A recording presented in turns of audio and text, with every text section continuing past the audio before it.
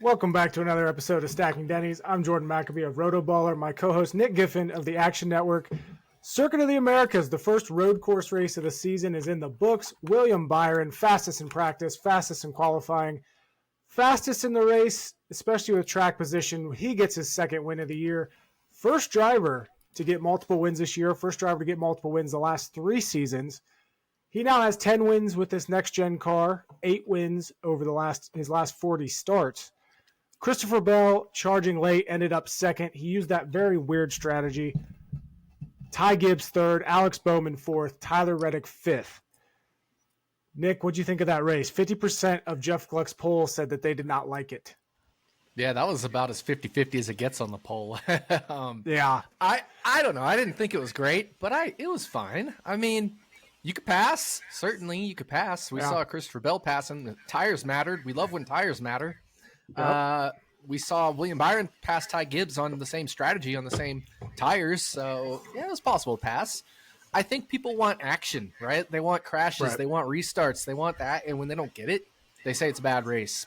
But I thought it was fine. It wasn't anything special, for sure. It wasn't absolutely not anything special. But it was an okay race. I certainly wouldn't put it in the bad pile. It was just, William Byron had a dominant car and Christopher Bell had a dominant car, and they were on different strategies. So we never really got to see the pass for the lead there at the end because Ty Gibbs held up Christopher Bell. But, if he doesn't hold up Christopher Bell, his own teammate, Christopher Bell probably passes William Byron with 1 or 2 laps to go and an amazing finish. And all of a sudden that pole is 70-30 instead of 50-50. Exactly. Yeah. I think if that race went one more lap, I think Bell would have had him. I mean, he was closing like crazy. And I do think I'm not fully convinced that Byron had the best car in that race. I just feel like he had the best track position, and it was hard to pass the leader unless you really had a much better car. Who do you think, besides Bell and Byron, who do you think may have had the best car? Because I think Bell had the best car by far. Yeah, I agree with that. That's what I'm saying. Yeah. I didn't say Byron had the best car. I said Byron had the best car other than Bell. Yeah, exactly. No, I wasn't trying to correct you there. Right. I was just, I feel like I also, I didn't really understand the strategy by Bell and his team. One, because it fucked over my 50-1 stage 1 bet. So I'm still irritated about that. But I didn't understand it. That's not the winning strategy. I understood it. Get the stage point. You already got to win. You grab the stage point, you just make it a 2-stop race, whereas everybody else made it a 3-stop race. Yeah. And, no, Reddick didn't win it last year like that, did he? I thought Reddick was on a different strategy than everyone last year. Yeah. He did an extra stop. Yeah. But, it made sense. It just, certainly it ended up backfiring because, teammate and just, it actually ended up working out perfect because when you do that kind of a strategy, you either want it to go green all the way or the timing of the caution needs to be very specific. You don't want an early caution like right after you pit. You want to either go green all the way or a late caution, something like that. Because if there had been a late caution and then those restarts, Bell would have been able to first of all, who knows what the leaders would have done in terms of pitting because tires mattered so much. But it's one of those things where Bell didn't want to caution right after he pitted because, well, maybe he did. I don't know. It's tough to say. It's a weird spot. But yeah, I mean, I get the strategy. It didn't work out, but when you have such a good car like that, I think almost any strategy works. Yeah. Like I said, they're really not. I think another aspect of this is there wasn't a lot of surprises. We saw Byron the last 2 road course races of the season. He finished first and second. Bell's always good at road courses. Ty Gibbs, we talked about him last week. I was all over Bowman early week last week, as with Ross Chastain. Both of them look good. Chastain's pit crew screwed him there on that final stop. Allmendinger finishing 6th. Buescher, top 10 machine at road courses. Cannot believe Caesars hung a plus 240 top 10 line for him after qualifying, by the way. On who? On Chris Buescher. Really? Wow. Yeah, plus 240. That. Everyone else was plus 140, and then Caesars dropped 240, and I'm like, you've got to be kidding me. Like, what? That's amazing. Yeah. Kyle Busch, Truex, they were up there all day, very strong. Not a lot of surprises. And I think that's part of the reason why maybe people didn't really enjoy this race. As well as the actual broadcast itself. which I understand it's tough to broadcast a road course race. And this is going to be part of my whine about it, but I'm going to talk about it now. I understand it's kind of difficult. It's very difficult, especially a 20-turn road course. Like this track is massive. I understand that. But it was so bad. Like nobody knew what the hell was going on. There were people that were wrecking and they just had no clue. And the broadcast had no intention of even trying to figure out what the hell was going on. Right. People had to come down like right at the beginning when Bubba Wallace and those guys had their issues. They briefly showed it and then just went on to talk about the leaders. Yeah. You had Truex get involved in that. You had Bubba Wallace get involved in that. LaJoy, who had the best qualifying effort of his career, got in it. Like, there was so much storylines, and they just did not care. So that was frustrating because like you said, yes, viewership was up this race, and we have had amazing momentum at the beginning of this season with, great races back to back to back to back. And yes, this was kind of a dud compared to everything else. But I think another part of it is, and what could turn off these new watchers of NASCAR is that broadcast right there, because there was no explanation of why this racing was different, of really why guys were doing alternate strategy. Like, there was just no explanation, and that just frustrated the hell out of me. Obviously we knew what was going on because we know road course races. We know how these play out. I follow Twitter like a hawk because that's where I get all my information when the broadcast doesn't do it. Yeah. But the casual viewer isn't doing that, and that just frustrates me, Yep, exactly. And like for me, I don't even pay attention to the broadcast as much because I was looking at live betting that race, and there were a lot of good live betting opportunities. I made 3 live bets, and you mentioned you didn't understand Bell's strategy. Well, I made a first stage live bet on Suarez when he was slicing through the field. He passed Larson, he passed SVG, or I should say he passed SVG, he was catching Larson, passed a whole bunch of other good cars, and looked really good. And for some dumbass reason, their team decided to do the strategy where they stay out. And it would have made sense if you got the stage point or the playoff point for winning the stage, but Bell's team stayed out. So what are you doing? You're finishing second in the stage and you're already locked into the playoffs essentially anyway. Why? Yeah. What good does that do you? So, okay, then do Bell's strategy where you do the 2-stopper. Nope, they pitted during that stage caution, and then everything went horrible. And so my whole bet is predicated off the fact that he's going to come in 2 laps before the end of the stage, and then he doesn't do that. Well, that's okay. Yep. Maybe he'll run the Bell strategy. Nope, doesn't do that. So my 65-1 live bet's already screwed there. But then I also had a 30-1 live bet on Bowman. And then I had I bet Christopher Bell 9.5-1 when he kind of was making that last stint charge. But my bet moved it to 7.5-1, so I tracked it as 7.5-1 in the Action app. But so my bets, I had 5 outrights. I had the 3 live bets. I had Ty Gibbs, and I had AJ Allmendinger, and I finished 2, 3, 4, and 6. Yeah, that's just frustrating. 2, 3, 4. Wait, how many bets did I have? I had Allmendinger, Gibbs, Suarez, Bell, Bowman. Oh yeah, because Suarez was the other one I was forgetting. So outside of Suarez, my other 4 finished 2, 3, 4, 6. Mm-hmm. Yeah, I had a similar mindset. When I was looking at stage 1 bets before the race, I was like, okay, who's gonna potentially stay out? I was thinking, hopefully, like all the guys that could win. I was thinking, including Bell, are gonna pit. So Denny Hamlin, who's not very good at road courses, he was sitting at 20-1, and then Suarez at 50-1. So those were my 2 stage 1 bets. I was too fucking dumb to make the same bets for stage 2 because they were the same odds. And then Denny Hamlin wins stage 2. This race, I ended up, I think I was plus 4.5 units. Like, I shouldn't be complaining. I tweeted afterwards, I'm frustrated with this race because, like, I feel like my analysis was very fucking good for this Circuit of the Americas race. Same. Like I said, I was on Bowman all week. I was on Chastain all week. My biggest bet of the week was Chastain top 10. Hit that. Like, I should have been happy. Yep. But to be so close with all those, it's just, that's frustrating, and it's NASCAR betting. And, of course. When you just know that you can be so much better, it is. No, my 2 biggest bets, so one of them was Bowman top 10, 2-1 at FanDuel. I couldn't believe they hung a 2-1. So I smashed that. I did have Cindric over Bowman, but I got it like plus 124, and I still liked that. Cindric had a great car. He may have had a car to compete. He may have had a car to compete for top 5 with Bowman there. So I still like my Cindric over Bowman bet. Still like my Cindric top 10. But like lap 2, he smashed his hood in. and the car wasn't he pulled the a same after Cindric. that. Pulled a Yeah, fucking he pulled a Cindric. Cindric. But at the same time, if he doesn't do that, right, he has a top 5 car probably, or borderline top 5 car. So that sucks because he was moving through the field early on, and he charged his way up really quickly, and then just smashed his hood in. And it's like, damn it, dude. Mm-hmm. So it is what it is. But yeah, like I thought my analysis was really good. The other big bet I had was Legacy Motor Club over Rick Ware Racing. Yes. And shout out to Justin Haley for having a hell of a race. No. He cheated. Just kidding. I'm kidding.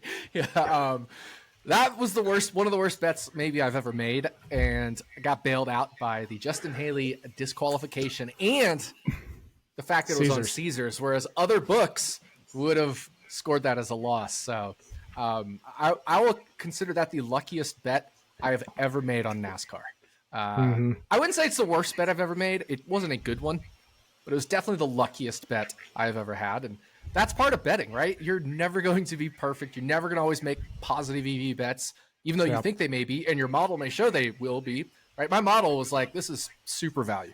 And it didn't work out, obviously. Justin Haley, Rick Ware, that was a fantastic drive by them, and they didn't make minimum weight. You see their media asked them for a comment or whatever, and they were like, we didn't make minimum weight. Yeah, our car was too light. I was like, yeah, A+ for honesty there. I took that as we're not going to try to fight this. We're going to take it and go. But a few other surprises, noteworthy things from this race. Bubba Wallace rebounded to finish 15th. He's always had that history of being awful at road courses. He qualified 10th. We don't know what he could have done, but to come back from that early damage and everything and finish 15th, that's a solid run for that team. Something noteworthy the next road course that we go to. And Chase Elliott finishing 16th. We talked about him last week, maybe losing his edge at road courses. There was never a point in this race where I said Chase Elliott can win this thing. And, I watched or I saw a clip, I think it was on TikTok, of him basically saying, this next gen car, I've lost my edge pretty much everywhere. Still getting used to this car and figuring out how to drive it. And, he's obviously lost his edge at road courses, but man, he is such a distant third in the Hendrick running order of drivers when it comes to how they're running. Yeah. Like Byron and Larson are so much better. It's crazy, but and even Bowman's had 2 straight top 5s, 2 straight 4th place finishes. Bowman's turning it up right now.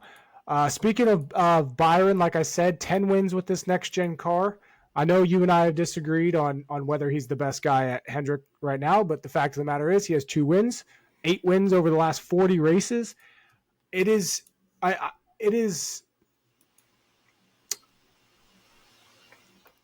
I don't see how anybody cannot consider him a championship favorite. Just him, Rudy Fugle, that pairing is so good. They're winning. I don't think enough people are talking about how much William Byron is winning, and he's winning at a bunch of different racetracks too. So, I like him this week at Richmond, to be honest with you, sitting at 12-1. We'll get to Richmond a little bit later, but I like him this week. Yeah. I think, shout out William Byron and that team for, they went on a little cold streak there after their Daytona win, but getting back to victory lane at COTA was good for them. And then Ty Gibbs, honestly, I thought his race was a little disappointing. I kind of expected him to be a little bit faster than that. Obviously still came away with a 3rd place finish, 5th straight top 10 finish for him. I think, 4 top 5s in the last 5 races? Like the kids, or 3 top 5s in the last 5 races. That kid, again, he's one of those where historically you're not going to be talking about him week in and week out, but you need to be because that's how that team's running right now. And obviously we're heading into Richmond, where Joe Gibbs Racing has completely dominated the shit out of everybody. They dominated Phoenix, which is a somewhat similar track to Richmond. So more similar now with the tire wear we saw at Phoenix this year.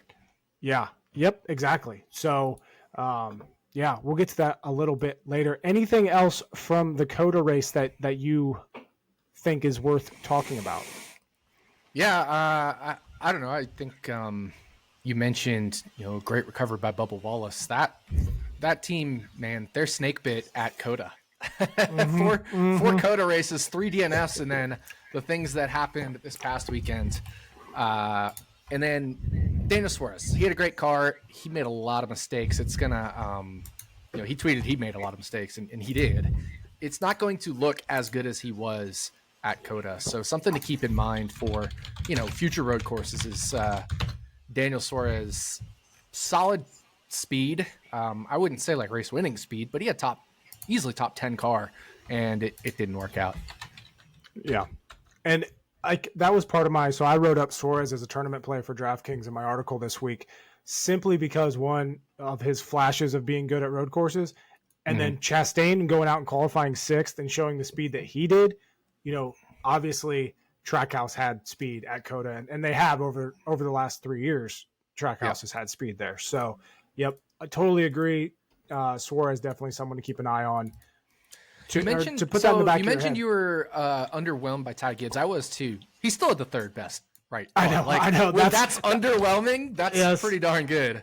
Another, I guess, underwhelming performance was SVG. He did lose first gear. You compare him to, that's true. When you compare him to Allmendinger, though, even before he lost first gear, Allmendinger was just better, flat out better. And Allmendinger was kind of in the Colleague car, and SVG was in the Trackhouse car. And Allmendinger, he made a couple comments that car wasn't quite, full where it speed. Needed to be. So, Allmendinger coming away with a 6th place finish in that 13 car, definitely noteworthy. It's something. It'll be something that we have to pay attention to with SVG, and because obviously he's going to be. I mean, he was one of the favorites last week, and rightfully so. I mean, we saw what he did. We've seen what he almost won the Xfinity race. He's obviously very talented, and to still come away with the 20th place finish with no first gear and the issues that I think they had one more issue in that race is still impressive. But it's one of those opportunities where he could be overvalued by a lot of people and a lot of books. Moving forward until he finally, he'll eventually get there. I think. I mean, he's been, from what I've seen in the Xfinity Series this year, he's been light years better than I thought he'd be. Not just at road courses, but everywhere. So, very talented. Some of it has been luck, but a lot of it has also just been avoiding disaster, which is a skill in itself. Definitely agree with you there. Mm-hmm. But moving on to the point standings, Martin Truex Jr., the new leader in the point standings, despite only having one top 5 finish this year. Ty Gibbs comes into 2nd place. By the way, we talked about it. We did it last week. We bet him live here on the show to make the final 4 of the playoffs at plus 425. He's down to plus 350 this week. Yep. Last year's champion Ryan Blaney sitting 3rd in points. Larson dropping to 5th. And I mean, there's some changes, but nothing wild. Any major surprises for you outside of Gibbs? Obviously a lot of people didn't really expect I don't even think Gibbs is a major surprise at this point. Yeah. We've got enough races under our belt where the top 14 look like a normal top 14, but then 15th, John Hunter Nemechek. Hunter Nemechek. That's an interesting one. I will say Brad Keselowski making that comeback. I mean, he was down in the 20s after the first 2 or 3 races, but a 13th, 4th, and 3rd. And I know he definitely did not have the result he wanted at COTA, but that's also not a great track for him. So the fact that he's hanging out in 16th after coming off a bad result, I think Brad Keselowski's poised to make a run up the standings as well. Mm-hmm. Yeah, John Hunter Nemechek, like we said, he's been avoiding disaster. 2 top 10s on the year, but no finish worse than 25th, which is, with the way this season has started for people, is going to get you 15th there in points. Here's another guy that's a little kind of surprising, but not really. Just with how he's been running and improvement from this year, Chase Briscoe sitting 17th in points. Yep. Only 2 finishes worse than 13th this year. He was 31st at Atlanta. He was 21st at Vegas. Yeah, exactly. He's had a solid year. Yep. And, right behind him, Bubba Wallace has had some bad luck in some of these races. So, Joey Logano. And then Joey Logano's had a lot of bad luck. This is going to be an interesting playoff cutoff this year because obviously we don't think John Hunter Nemechek's going to hold on to this 15th place spot. We think Keselowski will move up. That could move Suarez out of the cut line, meaning we would get a guy, taking a spot away. 15th right now, projecting forward, 15th may be the cutoff instead of 16th in the points. And that's right where John Hunter Nemechek is right now. And we have guys like Keselowski, Briscoe, Bubba Wallace, Eric Jones, and of course, Joey Logano on the outside looking in. This is going to get very interesting in, a couple months. Yeah. And I know people are going to say, we're only 6 races in. Well, guess what? 6 races out of the 26 regular season is almost 25%. That's 23% of the regular season's already done. Mm-hmm. So, and we still have Talladega. We still have a second Daytona race. Like, this is, if you're behind now, it's definitely not a great thing. And it's not a good position to be in for someone like Joey Logano, who's, he's 120 points behind the leader. One. Yeah. And here's another interesting one. Chase Elliott. I mean, he's the definition of mid right now. His finish is 14, 15, 12, 19, 8, and 16. Like, he's literally just mid. Yeah.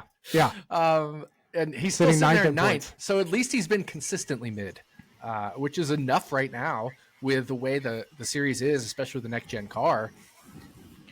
Being consistently mid, as long as you avoid trouble, is totally fine. You know what? There are 3 totals here that surprise me, and they're all stage points. Ty Gibbs with only 37, Byron with only 32, and Bell with only 30. Yep. And Chastain with only 20. Yeah. It's and not Joey surprising Logano with only 10. Yeah. Bowman with only 10 too. That one surprised me a little less, but yeah. Which one surprised you with less? Bowman surprised me a little less. Yeah. He's never really been like a stage monster. Mm-hmm. I did not realize Chastain was that low though. 20 points through 6 races that's not very good. It's surprisingly low. Yeah.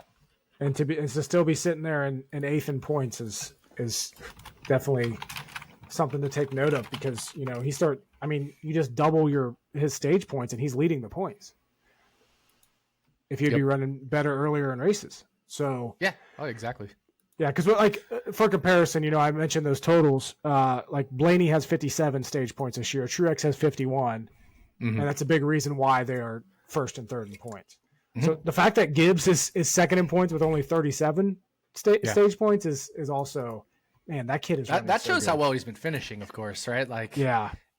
If he had 52 stage points like Truex does, he'd be 10 ahead of him. Mm-hmm. Yeah. Anything else from these standings that you see noteworthy? Man, I did not realize John Hunter Nemechek was that high. That is. Yeah, that's about it. I mean, Joey Logano being that far down and JHN being that high are probably the 2 biggest surprises, but it's not really a surprise for Logano given he was even further back a couple weeks ago. And you know what this does with Logano is, I think now people and books are sleeping on him. And when we talk about Richmond, I'm going to talk about bets that I've already put in. I know you put in some bets.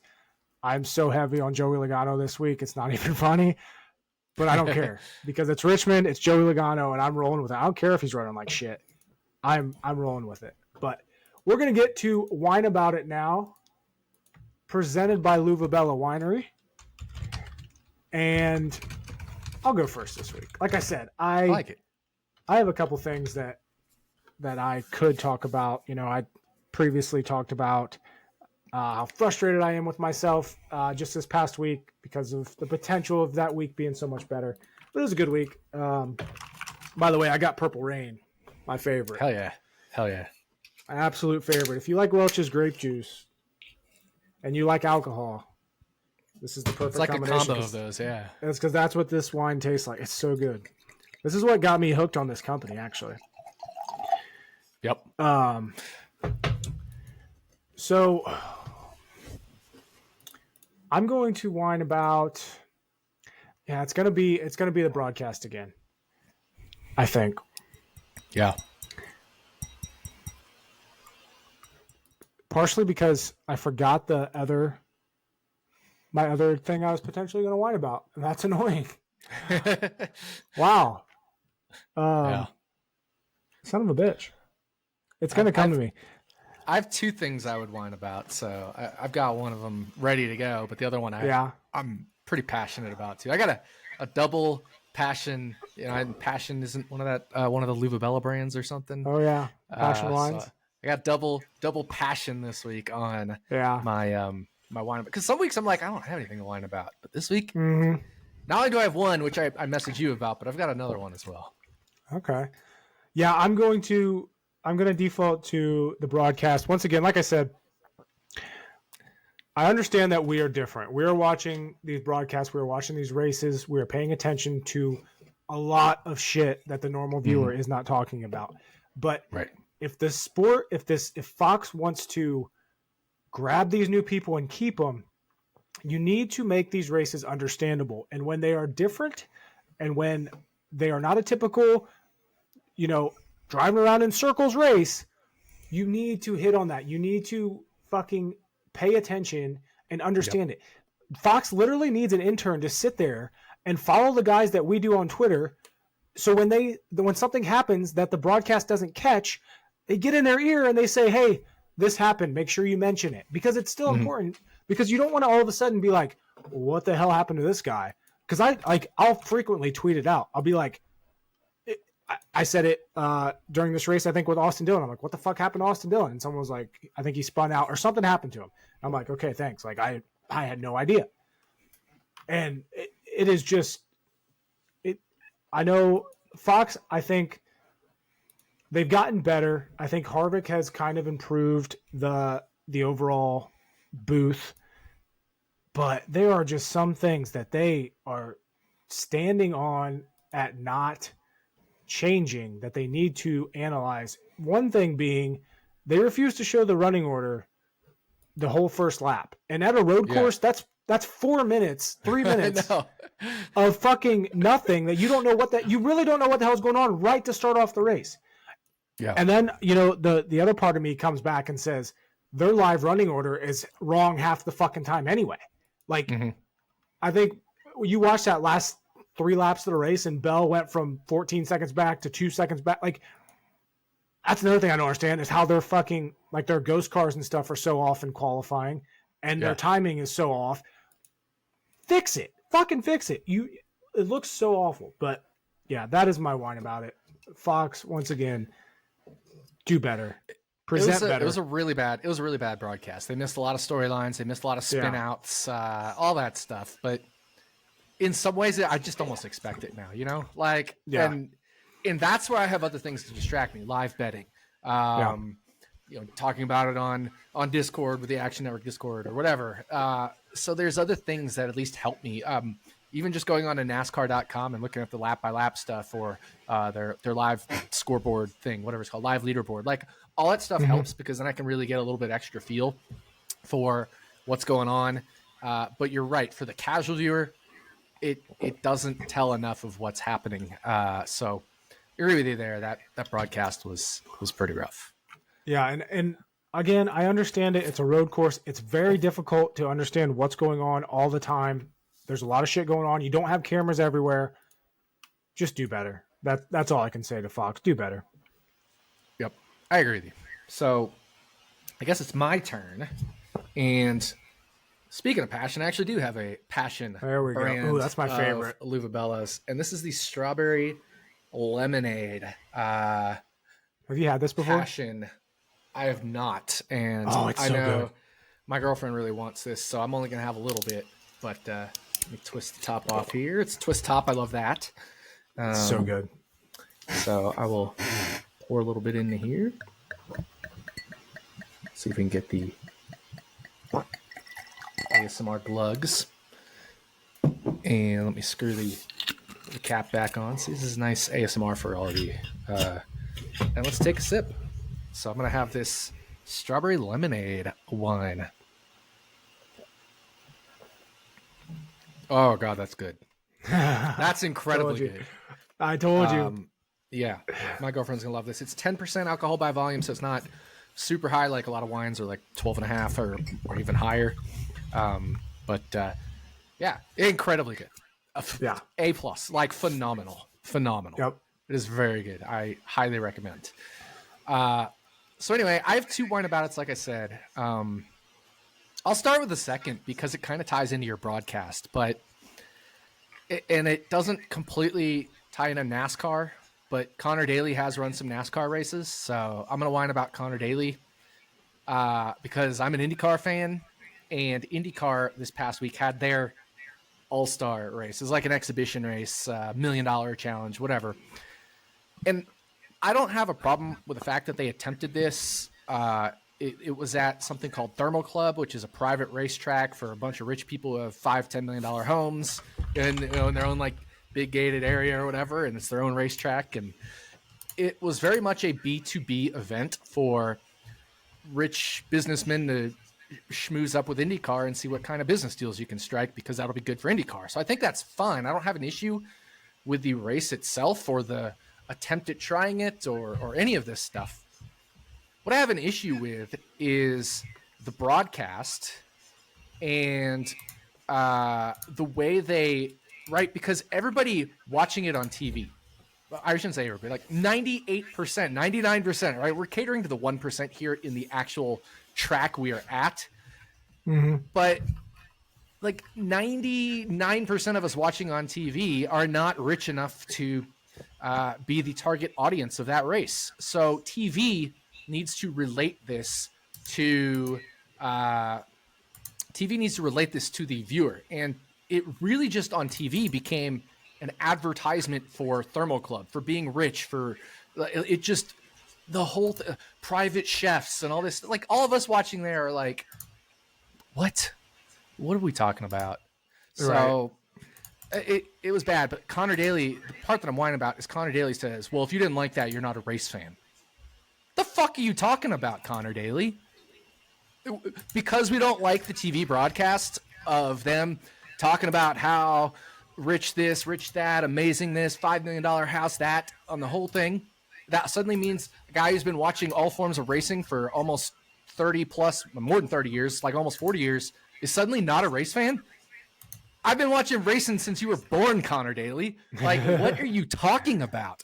I've been watching all forms of racing. I'm not just talking me. I speak for everybody else who drives 12 hours to go to a race, watches all sorts of forms of racing, watches every broadcast religiously. We're allowed to give negative feedback if we don't like something. Mm-hmm. Why are you sitting there, Connor Daly, and saying we're not race fans, not real race fans, because we're criticizing a broadcast? We're not criticizing the event itself. We're criticizing the way it was presented to the other 99% of the people that couldn't, be in attendance or aren't that rich and watching it on TV anyway. So it came across as a broadcast that was out of touch on NBC Sports, and that's fine. NBC Sports does typically a great job, especially with IndyCar. They missed this one. But for Connor Daly to come out and say we're not real race fans because we didn't like that, like, it blows my mind, and it pisses me off, frankly. And I don't have a good thing to say about that. And the other thing that bothers me is people come out of the woodwork and they're like, well, Connor Daly, look at his track record. He sucks. Why should we pay attention? Don't do that. I like Connor Daly. I don't think he's the best race car driver in the world, but I think he's a good one. He's had chances to win the Indy 500. That means you're pretty good, especially in the equipment he's been in. He hasn't been in the best equipment in the world. So don't go out attacking Connor Daly for being a poor race car driver or whatever personal attacks. Attack him for, I shouldn't say even attack him, but just rebut him on what he said, that we're not real race fans. That's what angers me about what Connor Daly said. It's not his racing record. It's not who he is as a person. None of that. So there's that side of the story as well, where I'm not mad at Connor Daly. He's a horrible person. He's a horrible race car. I don't care about any of that. I'm just saying your point, Connor Daly, about we're not real race fans offends me. It pisses me off because there is not arguably, and obviously I'm biased, there may not be a bigger IndyCar fan on the planet than me. I've been an IndyCar fan since I was forever, like a kid. Like, I can't even explain it. And I'm not saying there aren't other bigger IndyCar fans than me. I'm obviously biased in my own point of view. And I see Twitter and there's tons of absolutely obsessed IndyCar fans. I'm not putting any of them down. I'm just saying there's a lot of us that are absolutely obsessed with IndyCar, with NASCAR, with any form of racing we see. And to say we're not real racing fans makes me mad. Yeah, and it's just a weird thing to come out and say. Like, that's just a lot of getting caught up in your own shit and not realizing the whole entirety of the situation and what people are actually complaining about. So, yeah, that's weird. I didn't see it, but that's weird from what you're describing. Yeah. So that's Wine About It number 1. And then Wine About It number 2 is Corey LaJoie. So Corey LaJoie, obviously he got in that lap 1 or whatever it is, lap 1 or 2 wreck, really early wreck, where he and Bubba Wallace and Martin Truex Jr. all got some damage. And on his podcast, Stacking Pennies, which our podcast was Stacking Dennys was a joke on the time when Corey LaJoie and Denny Hamlin had a little bit of a rivalry. And so we made it Stacking Dennys because it was pretty funny. Yep. For those that don't know, that's the history of this show. Yeah, exactly. You're looking for a name, and it came to me because that was a rivalry, and Corey LaJoie just started a Stacking Pennies podcast, and it was just funny. You were back then super anti-Denny. Yep. But so Corey LaJoie goes on his Stacking Pennies podcast and basically gives every excuse under the sun as to why that wreck happened. And you hear him almost blame, I wouldn't say exactly blame Denny Hamlin, but, oh, well, Denny didn't give me room. Denny Hamlin never touches Corey LaJoie. Corey LaJoie never goes in the grass other than maybe trying to get back onto the track. So for whatever reason, he's like blaming Denny for passing him, running near him. I don't even know. And then he blames Bubba Wallace for racing inside of Martin Truex Jr., who was inside of Corey LaJoie 3 wide. He won't accept responsibility for his mistake of cutting across the track, across Martin Truex Jr.'s nose, into Bubba Wallace. You could definitely have come back on the track. There was room for you to come back on the track without cutting across Martin Truex Jr.'s nose. Yeah. And it's just, man, it's just one of those things where you literally just come all the way across the track. Nobody's touching you, and you're blaming Bubba or Truex or Hamlin anyone or whatever. Everyone. Everyone and everyone except yourself. Yeah, and honestly, you looking at the replay, it looks like just LaJoie's spotter didn't clear him, and he just decided to try to get back in line. Lose a couple positions and don't destroy your car and other people's cars on lap 1.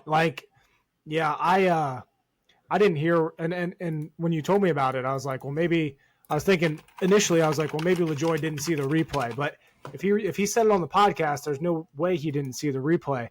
That's such a bad take on his part. I don't see how that's anybody's fault but his. He was obviously slow enough that they got underneath him in the corner, and then he got pushed off the track. I'm trying to do better. In the first part, the Denny Hamlin part makes absolutely no sense. No, unless there was something well before that replay, which I don't think there was. It's just unbelievably, just wow. Just do you ever take fault for anything, Corey LaJoie? Because that was easily the most fault was yours. Maybe 5% of the blame is on Truex and Bubba for, maybe they both need to move down because maybe you barely only have enough room to get on the track. Maybe, right? I'm trying to be benefit of the doubt here. But to blame Denny Hamlin for any of that is the absolute most ridiculous thing. Mm-hmm. I agree with you 100%. Just weird. Yeah. But that is what it is. Everyone has their opinions, I guess. So that's my wine about it. Presented by Luvabella Wines. Make sure you try all their brands. I had the passion brand of the strawberry lemonade, and Jordan had the good old classic Purple Rain. The best. Old Faithful. But yeah. I would call that their flagship wine, right? I believe so, yeah. But yeah, that's going to do it for Wine About It, and that's going to get us on to Richmond. And the Toyota Owners 400 Sunday night race, Easter Sunday night race. We have not yet had a night race at Richmond with this next-gen car. We've had 4 races here with this next-gen car, 4 different winners.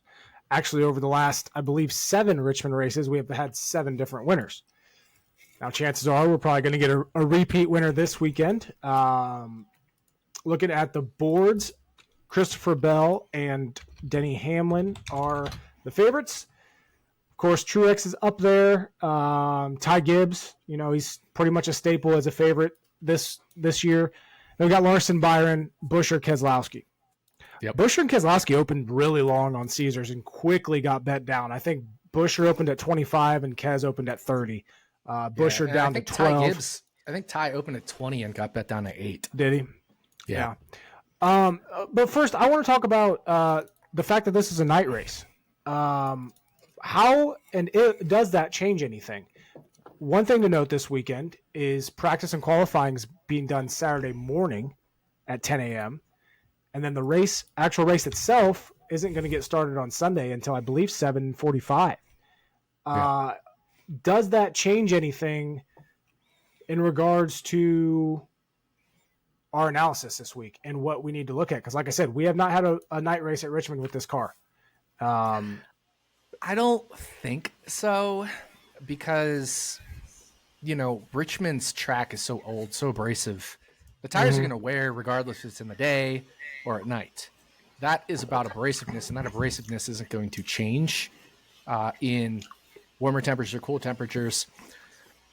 So I don't think so.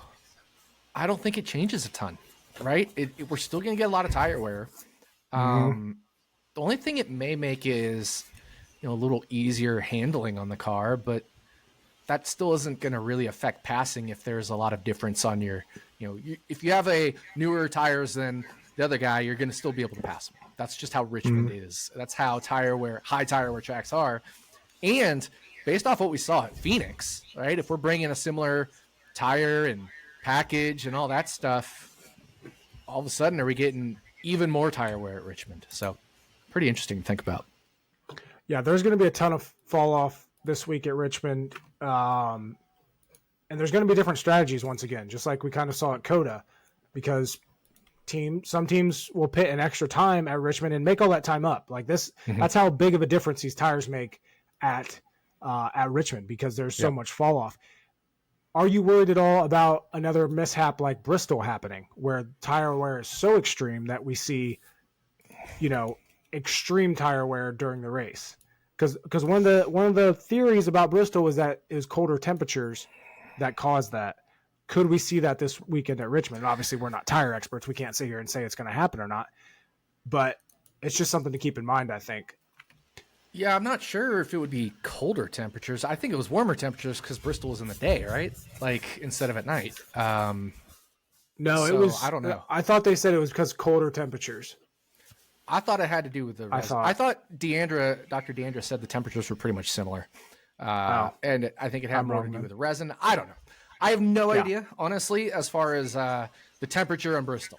I have no idea as far as the temperature affecting the Richmond tires. What I do know is there's probably a lot to learn from Bristol, and also a very different situation because Bristol's high loads, right? Like we're talking high loads, high banking, cambers and casters and all these things. Tire pressures could affect all that, and all that stuff is probably off simply because of some of these other things. So I don't necessarily think we'll see that as much at Richmond, but it doesn't mean we will or won't either way. I just don't know. But what I do know is we'd be able to figure all that out if we had a long practice session. Yeah, exactly. Exactly. So looking at the races here last year, Kyle Larson won in the spring, led 93 of the 400 laps. And then Chris Buescher won the race in the fall despite starting back in 26th. Finished second in stage 2, and then led 88 laps. Keselowski led 102 laps in that race. But here's the thing about Richmond. By the way, hold on. I just have to interrupt here for an important announcement. Jizzle James just hit his full points ladder. So for those of you who don't know, I do a lot of college basketball as well, and I've been crushing the player props this year during the tournament. I have an NIT bet, and the game's on right now. I was like, Jordan's talking, I'm flipping over to the game on my monitor here, and I had Jizzle James over 13.5 points, all the way up to 20 plus points, and he just got 21. So had to make that important announcement. Thank you, Giselle. That's awesome. Yeah, if you aren't following Nick in the Action app, make sure you are. He's absolutely killing it in basketball props this year. Just insane. Every day I open that app and Nick's once again in the green. So make sure you follow him for all basketball bets as well as NASCAR bets there. Getting back to Richmond, here's the thing about Richmond. A lot of tire wear, a lot of stuff can happen. But we see the same guys up front pretty much every single time. Denny Hamlin, always up front. Christopher Bell, always up front. Martin Truex Jr., always up front. Joey Logano, typically up front. Kevin Harvick was always very good here. You look at the last 6 races at Richmond. 1, 2, 3, 4, 5, 6 drivers have 5 top 10s.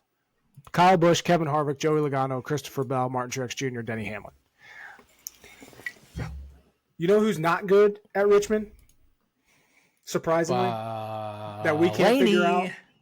We cannot figure this out whatsoever, but Ryan Blaney is not good at Richmond Raceway, and I will forever fade Ryan Blaney until he proves me wrong. Ryan Blaney has improved at Richmond. He qualified well here back in 2022. Peanut butter stout's really good, but I just choked on it. By the way, shout outs to, we didn't say this, the brew kettle as well. The brew kettle, yes. Forgot about that. Typically, one of us has one of the beers. I didn't have a chance to mute my mic there either, so I tried to get away from the microphone. But yeah, sorry, my bad. Keep going on Ryan Blaney. Yeah, so Ryan Blaney, he started on the pole here April 2022, led 128 races, and we all thought, hey, maybe he finally has this track figured out. Ended up finishing 5th or 7th, likely due to his pole position start.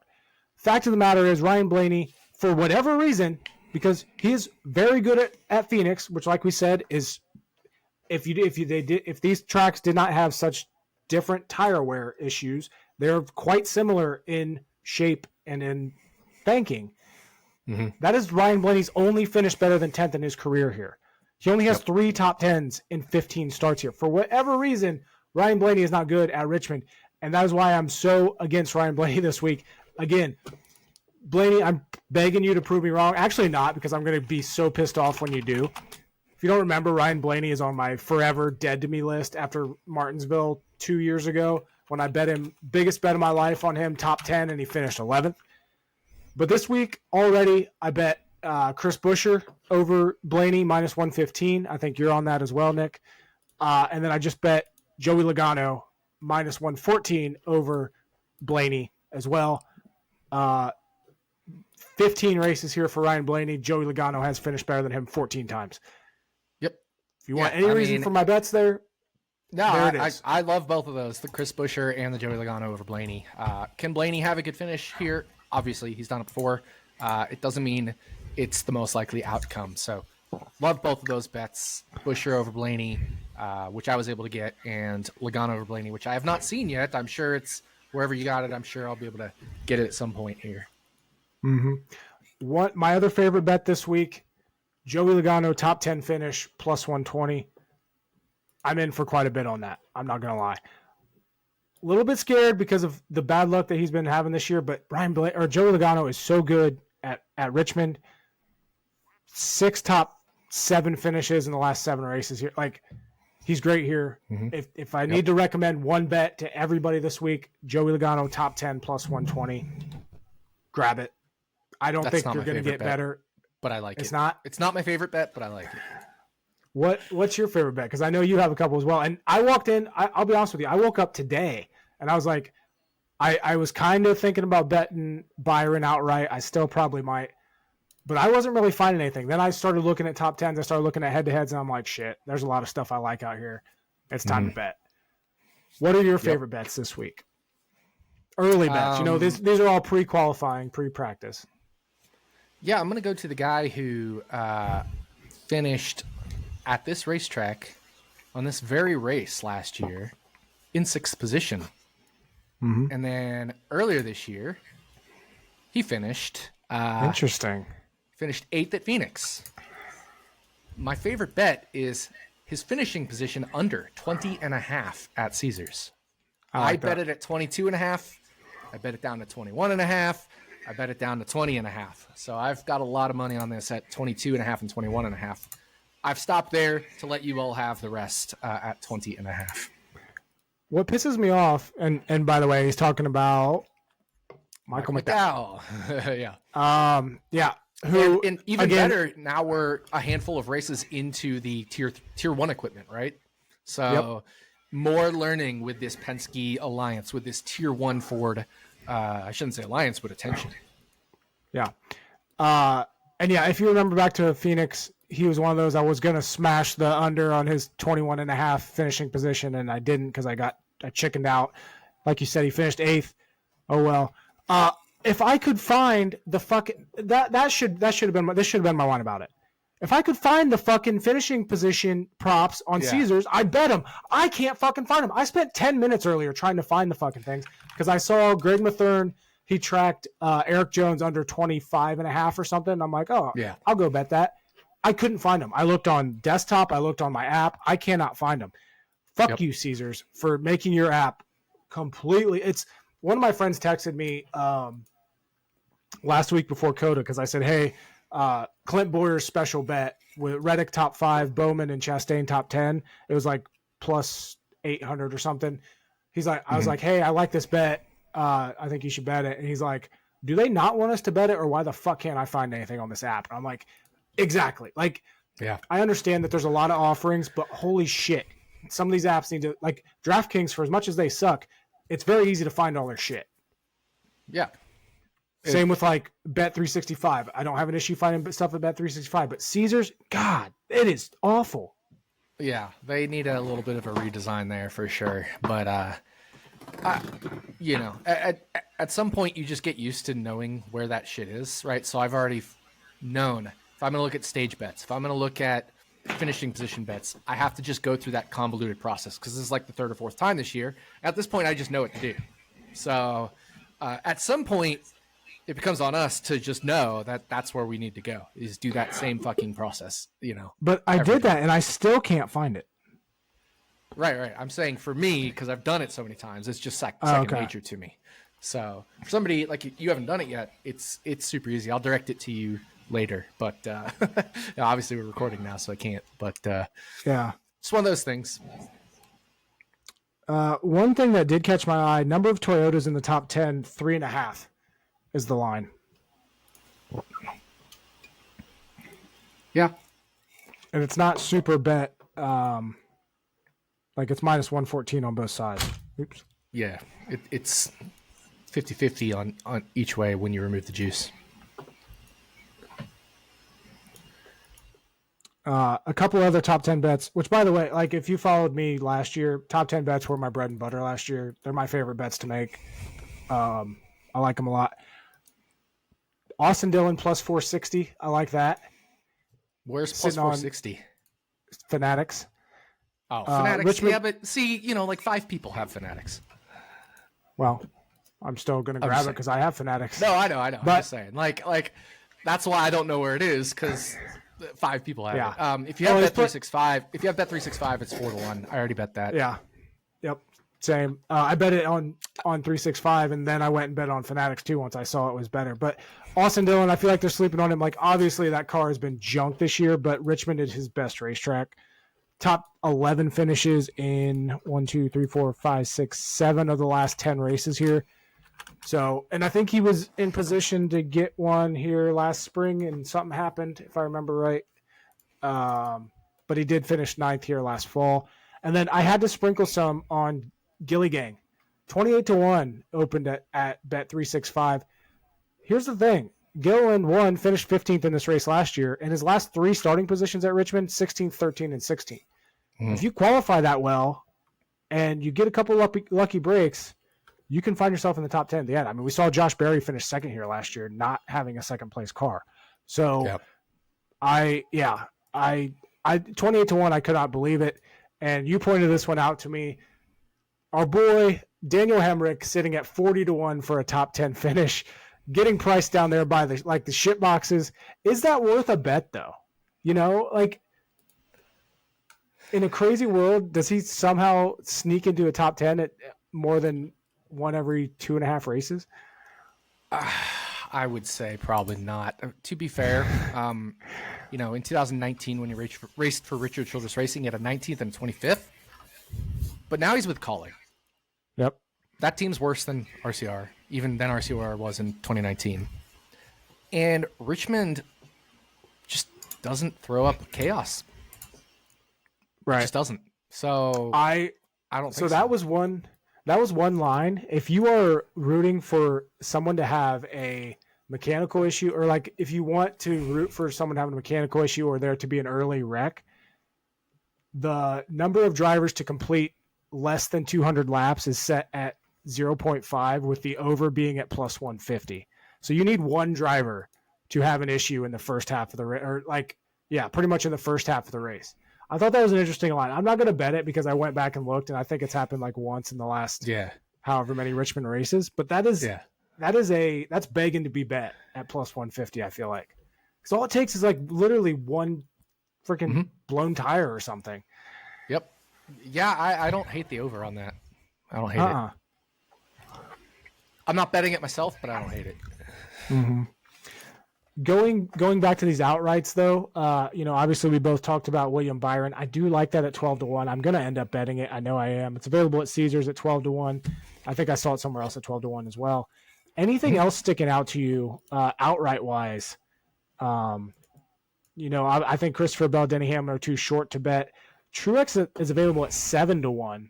Any that kind of surprises me because he has quite the history here at Richmond. Any interest in Truex this weekend? Yeah, Truex was one of the first guys I wanted to look at, and he never was longer than 7. So I can't get there at 7, 8 or 9 maybe. But I can't get there at 7. Yeah, you look at him. He's led 50 or more laps here in 1, 2, 3, 4, 5, 6, 7, 8, 9, 10 of the last 12 races. Nope, 9 of the last 12 races here. Like I said, Joe Gibbs Racing, fully expect them to be the dominant team once again, correct? Yeah, I don't see any reason not to expect Joe Gibbs Racing to be the dominant team, or Toyota, right? Because Eric Jones and John Hunter Nemechek are both really good at Richmond. Obviously 23-11 as well. There's no reason after what we saw at Phoenix to expect any, and this has already been a JGR track with some Hendrick and some Penske mixed in, namely Logano for Penske, and then RFK, right? So it's going to be all those, but clearly Toyota / Joe Gibbs Racing especially is going to probably be the dominant team here. Mm-hmm. And here's the thing: we're on a bit of a streak here. Since Daytona, since Atlanta. After Atlanta, these last 4 races, Vegas, Phoenix, Bristol, COTA, the favorites are winning. Mm-hmm. Larson was the favorite at Las Vegas. At Phoenix, who won Phoenix? Christopher Bell. After practice and qualifying, Christopher Bell was the favorite. Bristol, Hamlin was the favorite. And then after practice and qualifying, Byron was one of the co-favorites with Gibbs and Reddick last weekend. He was down to 4-1 once at the start of that race, which I couldn't bet 4-1. Too short for me. But the favorites are winning right now. That doesn't mean there's not value on the betting board. However, do you see some of these longer shot guys actually having a chance?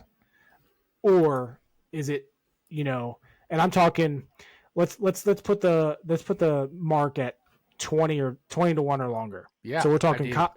Yeah. I do. Who you like? Why not Michael McDowell? 125-1? You're all in on Michael McDowell this week, aren't you? Why not Ryan Preece, 125-1? Uh-huh.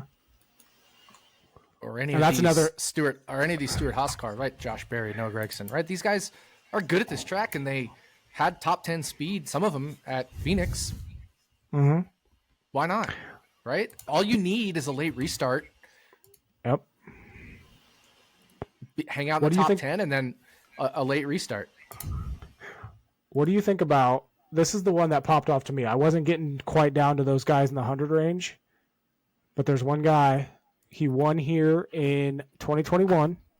He's finished 8th in the last 2 spring races at Richmond. Alex Bowman sitting at 60-1. Yeah. That's one I could see myself sprinkling on. I don't hate especially with how that. Yeah. And I wish his top 10 odds it's the same situation though. that. It's the same situation though, right? Like he's a guy who can run in the top 10, and how he won Richmond was a late restart, right? That was his win. Like he was nowhere near the best car, but he got underneath those guys on a late restart, and I think he actually only he led 10 laps. I think a lot of it was strategy shit, and then right at the end he led. I'm scrolling down here. Yeah, he led 391 to 400, literally the last 10 laps because of the late restart. And that was it. And that's all it takes, right? If Michael McDowell's sitting there in 5th on a late restart and he's able to have an amazing restart, or something happens with the front row and they get all wiggled up, that's what I'm talking about. But I'd almost rather have Michael McDowell at 125 than Bowman at 60, because that's the only way those two guys are winning. Yeah. So just give me the longer price. And I'm not saying I disagree with Bowman at 60. I'm just saying if I had to pick something, I might pick a McDowell or a Priest, right? Because Priest finished 5th in the most recent Richmond race. And he was on strategy up there for Phoenix for a good while and looked really fast. He just had some other things happen at various points in that race. So, yeah. Mm-hmm. One thing to note, we said Joe Gibbs Racing likely to dominate this race once again. Same with Toyota. We also have to include 2311.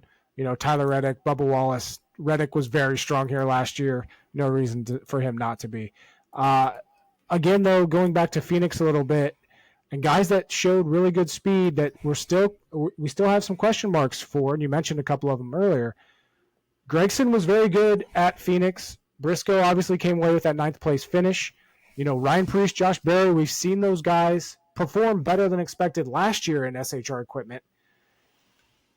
What are your expectations for SHR heading into this race? Because this is another one of those tracks. This is where they've been good at. This is where Eric Almirola, Kevin Harvick were always good at. It was Richmond, Phoenix, these short flat tracks. And now you have these younger guys that typically, you're not thinking of them on race weekends, but now we're getting to these tracks where we should. Or do you think they have the same upside kind of that we were thinking they had at Phoenix this weekend? Yeah, I don't see any reason not to. I think they can reasonably expect to place a driver in the top 10 and a couple near the top 10, top 15, whatever. So certainly I think that's what their expectation should be. I don't think they're going out there expecting to win. I think, like I said, given a similar situation to what happened to Bowman, can they win? Sure. Right. We saw last year, for example, Josh Berry, when he was filling in for Elliott, finished 2nd on the weird late restart strategy stuff. Like, those things are possible for Stewart-Haas Racing. Do we expect that? 2nd place or 3rd place? No, but certainly possible. And I do expect at least one of them to be around the top 10, and at least a few of them to be in the top 15 or 16 or so. I must have blocked the summer race at Richmond last year out of my memory. I forgot that Bubba led 80 laps in that race. Reddick led 81. The guy with the 6th best driver rating in that race and a 5th place finish was Ryan Preece. Yep. So that wasn't a fluke. That was an actual run. Exactly. That was in that 41 Stewart-Haas car. Okay. What sucks is that their top 10 odds and stuff aren't they're too short. Even I can bet them, but I wish they were back to where they were at Phoenix. Because if you remember, they were in that 7 range. That'd be all. I'd be all over them if they were in that range this time. Right now, Gregson's sitting at 3-1, and so is everybody else. Yep. Yeah, Priest is at plus 350. Barry's at plus 225. Briscoe plus 225. At Bet365, I think Priest was 4-1, and Gregson's 4-1. I think that's what it was. So, yeah, I like Gregson and Priest and all those guys on their T10 prices. If you can get them 4-1 or so.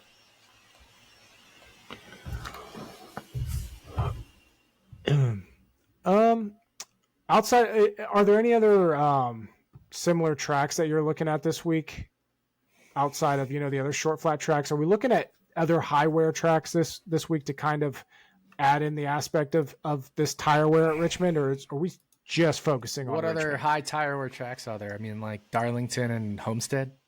Yeah. I'm not really looking at high banked tire wear. I will say, some drivers are good at tire wear, are good at high tire wear, right? And right. I look at a guy like Alex Bowman, most of his wins come at high tire wear tracks. So there's that. But no, I'm not really. I'm looking at short flat. I'm looking at Phoenix, especially given this year, especially given the higher tire wear, but just overall, like short flat, what teams have been good here, etc. Not weighing Darlington into Richmond. I will say I don't hate weighing Bristol into Richmond a little bit because, and I don't love the whole like short track thing because short tracks are so dear. Like Bristol and Martinsville are not the same at all. I hate when people compare Bristol and Martinsville. Like, absolutely hate it. But I don't hate comparing Bristol to Richmond because of Bristol's highest correlated tracks in terms of what we see in the data. It's Dover and Richmond, weirdly enough. And now add in the extra tire, we saw Bristol this year, and it's like, sure. And I think the reason Richmond correlates a lot with Bristol from the Bristol perspective, not from the Richmond perspective, is just the different lines that you can take at Richmond and how it moves around. Similar with Dover, right? Like the line will move around. And that's why we've always seen it correlate with Bristol from the Bristol perspective. But from the Richmond perspective, Phoenix, obviously, New Hampshire, right? A little bit of Martinsville, I guess. But I do think this time maybe you can pull in a little bit of Bristol just because of the higher tire wear. And there is the other way correlation where from Bristol's perspective, Richmond is one of the more comparable tracks. Mm-hmm. Other than that, let's talk about guys that are like bad at Richmond. You know, we talked about Blaney, not good at Richmond. Daniel Suarez is another guy that just doesn't seem to have this track figured out. You know, with Gibbs, he had a top 10 finish. With Stewart-Haas, he had a top 10 finish. Since then, he has not been able to crack the top 15. Last 4 races here in this next gen car: 33rd, 23rd, 19th, and 16th. Driver ratings aren't indicative of having a good car at all. Corey LaJoie is another guy that, you know, often thought of as a sleeper for fantasy purposes at certain tracks, has been garbage here in his career. He did have a 21st place finish in the spring last season. That's his best run by far. His driver rating was still 47.7 in that race, so obviously not very good, especially considering he started 16th. A few other guys that are not good at this racetrack. AJ Allmendinger is not racing the 16. Ty Dillon is running the 16 this weekend. He did have a 17th place finish here in 2022, but overall garbage here. Plus, he's in that college car, so we know he's garbage. Surprising that, Ty Dillon's garbage, given Austin Dillon's pretty good here. Yeah, right? They should be the exact same racer. Mm-hmm. That's another one of those that I haven't figured out is how Austin Dillon is so good here, because Richmond's often thought of as a racer's racetrack, and I don't think Austin Dillon's a very good racer. So the fact that he can, I mean, he legitimately could have won this race a few years ago. And like I said, like constant actual top 10 threat. Yeah. Another one that's just weird. Richmond is weird. What do you think the chances are this week of major surprises? Maybe like 3%. Yeah, that's where I'm at too. 3 to 5%, I would say. Probably closer to 3.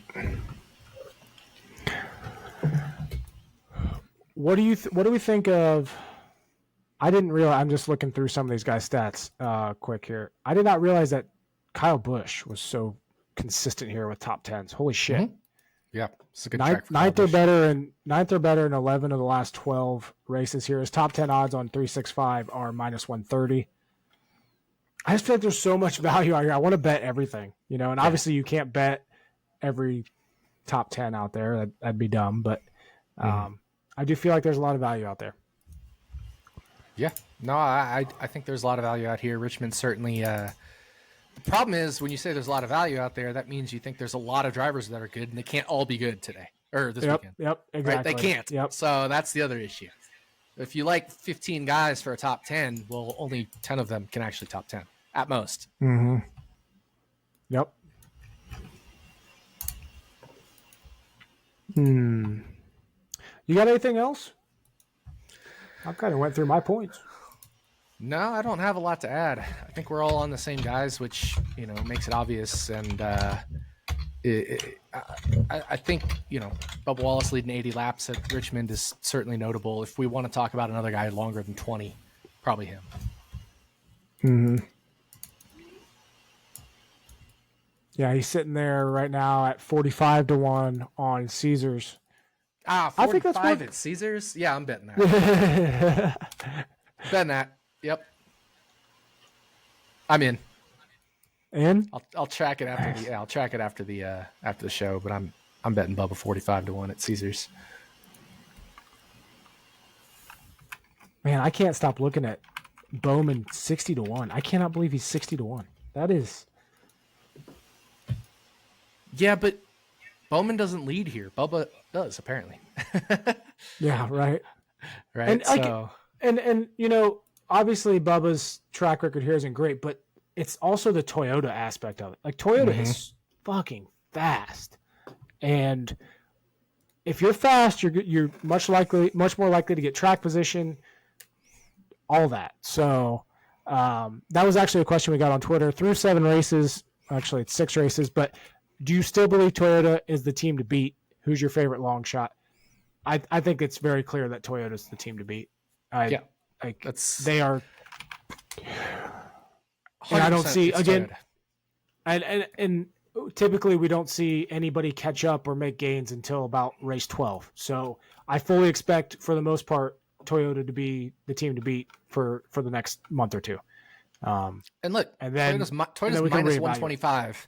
If you look at winning manufacturer, they're minus 125 and they only have 8 cars. Of course, they're the team to beat. Yeah.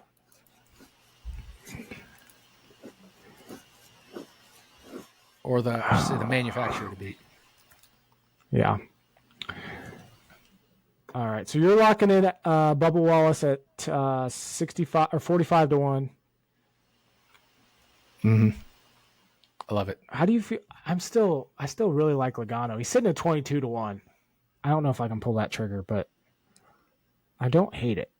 I'm so high on Logano this week. Like, this is going to bite me in the ass. I know like it. 22-1. I do like 22-1. Damn it, man. Why is there so much to like this week? That's not good.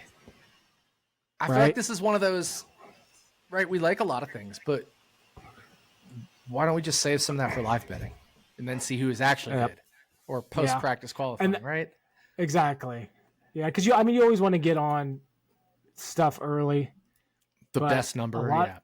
But I feel like Bubba's one of those where 45-1 we're not going to see all week. No. If he goes out and qualifies well, no, it's gone. Same with Byron. I don't think we see 12 after practice qualifying. I disagree. I think he could practice mediocre and qualify mediocre, and we'll see 16. You think? Yeah. That would. I actually completely disagree on that. Byron opened it like 14 or something or 16 at like Westgate. So, yeah, I actually think he could go the other way. I don't know. Like the last 2 spring races here, he's led over 100 laps each race. I get that. I'm just saying, with what Toyota has done so far this year, and how good they've been at specifically Richmond as well. Plus, Byron led a lot of that on strategy. The race that he won, both Martin Truex Jr.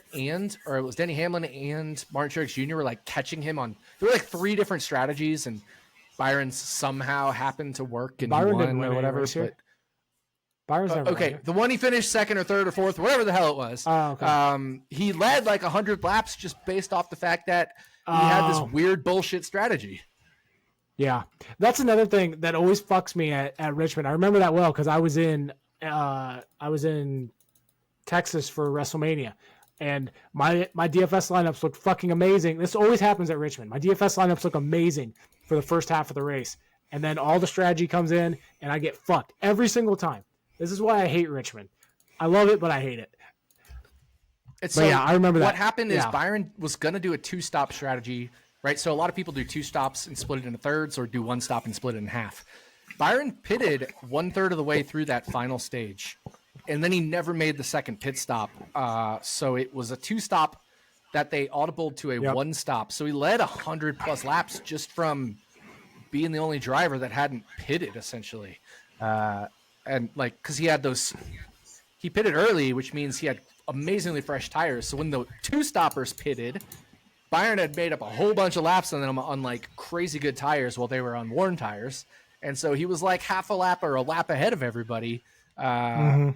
even the other one stoppers. So it was just like a weird dynamic where he didn't really lead those on speed. It's not like he was bad. He just didn't really lead those because off of like merit. Right. Yeah, I remember that race. Yeah, Hamlin won it, led the last 5 laps, and that was Harvick it. should have won it, I think it was. And and then like Truex also was on one of those strategies, I think it was. So it was a weird race, but yeah, I was in Texas for WrestleMania. I think it was the first Richmond race last year. Yeah, that's what it was. 2022. Sorry, 2022 is what I meant. Yep. Yeah. All right. Anything else for Richmond? Nope. Okay. Nope. We're going to get to our picks to win then. And 36 for 36. Let's see here. Let's go to the picks to win. Last week I had Reddick. I was hoping to get that first win of the season. Did not get it. Did get a 5th place finish though, so I'll take that. That is 4 straight races for me with a 6th or better place finish with my pick to win. You had Truex, ended up with 10th, so you still have not picked anyone worse than 16th. You have avoided disaster this year. Obviously, you had Byron and the Daytona 500 for the first win. Overall average so far, your pick's 8.7, mine 9.8, so we're not doing awful. That's pretty darn good. Honestly, that's pretty darn good. That is. So who you got this week? I'll let you go first. Pick to win. I'm going to go back-to-back here. Martin Truex Jr.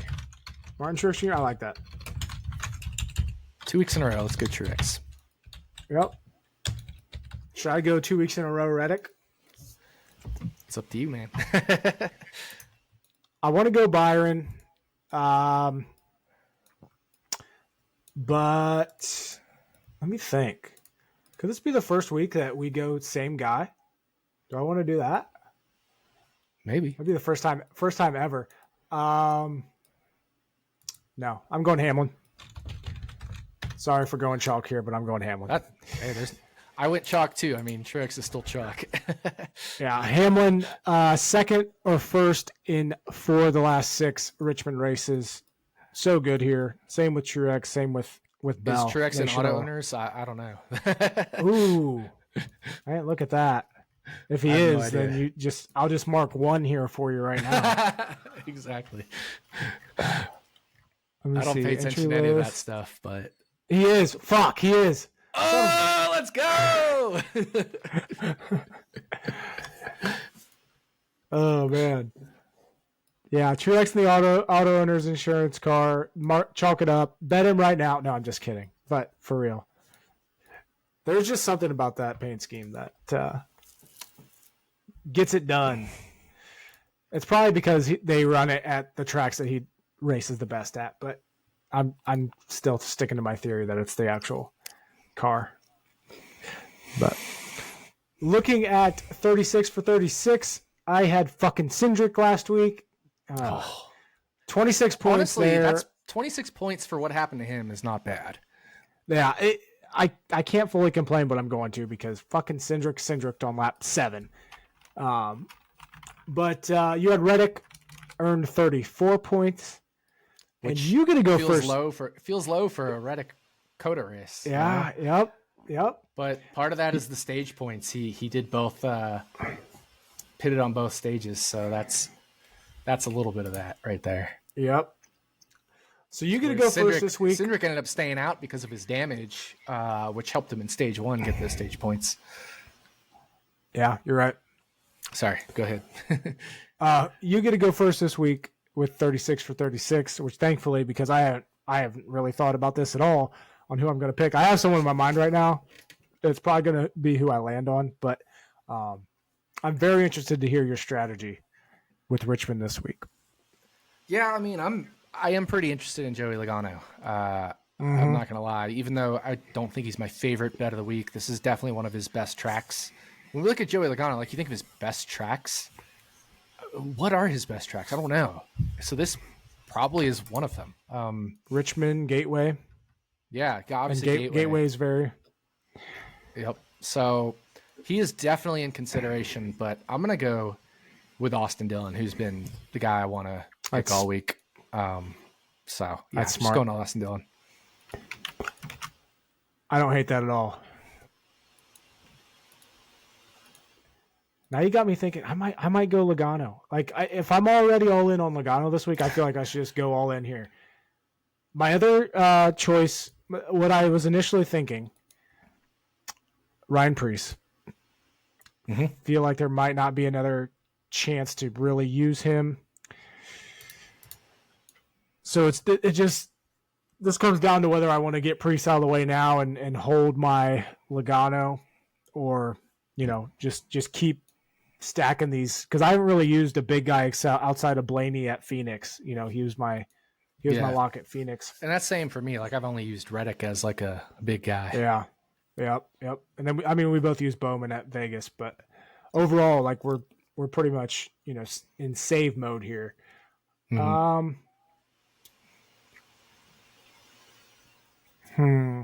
I am. I'm going to go Preece, I think. Well, there's no rush. I want to? You're not obliged to take him until the show's over. Yeah, I'm gonna have a little more of this passion. I was just trying not to have too much, but it's good. This strawberry lemonade. I told you, man. That's one of my favorites. It's good. It's good. Let me. Okay, I need like a coin to flip here. Whether I want to go Preece or Logano.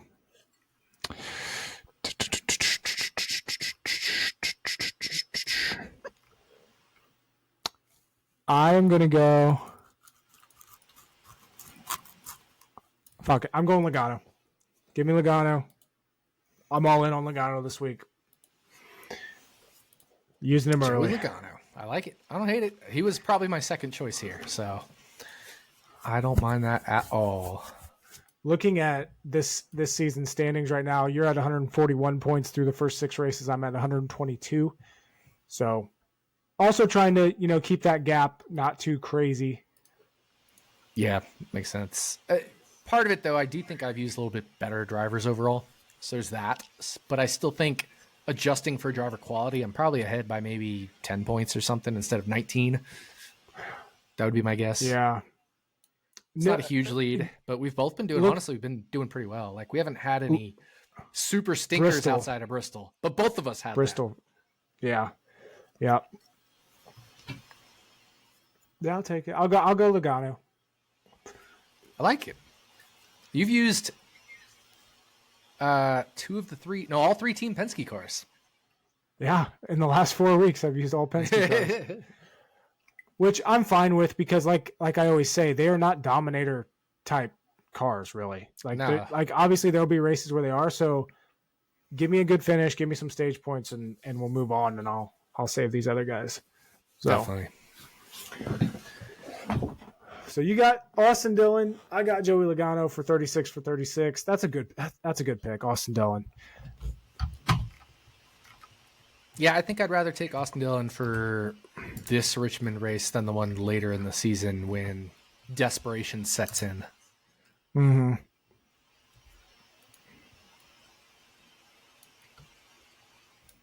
Yeah, Richmond, very good track for him.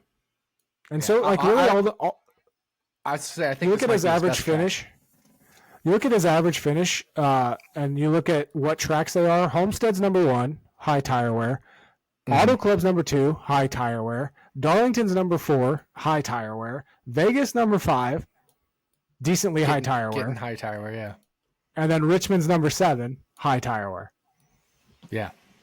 And, like, I think a lot of that is skewed by, 1 or 2 bad finishes or whatever. But I think in terms of, like, actual performance, this might be his best track. I agree. 100%. And then, even though he's great at Homestead, like, let's be real. You're either using, like, a Larson or a Reddick or a Chastain or somebody like that at Homestead. Now, I can't use Reddick because I already used him on COTA. But you get the idea. At Homestead, you're probably using one of those type of guys. Yep. So, yeah, we're going favorites for picks to win. Nick has Truex. I have Hamlin. And then 36 for 36, he has Austin Dillon. I have Joey Logano. Easter Sunday night race at Richmond this week. I think it's going to be a great race. I love Richmond. I love watching Richmond. And also, I think it's relatively predictable, which also helps us because that just adds to the confidence of our bets. We went through quite a bit of bets that we like this week. Next week, we're looking at Martinsville before we head to Texas. So enjoy the night race this weekend. It's one of the very few night races of the year. Obviously, Coca-Cola 600 is going to be late evening into night. The Iowa race, Father's Day, is going to be a night race. And then next Richmond, or the second Richmond race, is also a night race. I didn't realize that. Yep. But yeah, it'll be. Are you surprised that they're running this night race on Easter? I feel like that's just kind of weird. I guess, but maybe not because people want to spend Easter Sunday with their families or whatever. I don't know. Say, I like it because I can go do Easter things and then I have something to do at night. Like Sundays are typicly my chill nights. So maybe it also has to do with March Madness. I need to look at the Sunday schedule. That was another thing. Sunday schedule yet. Ratings were up, I think 6% for this COTA race, and that was going against. There were a lot of upsets in basketball this year that kept people, a lot of close games too. So yeah.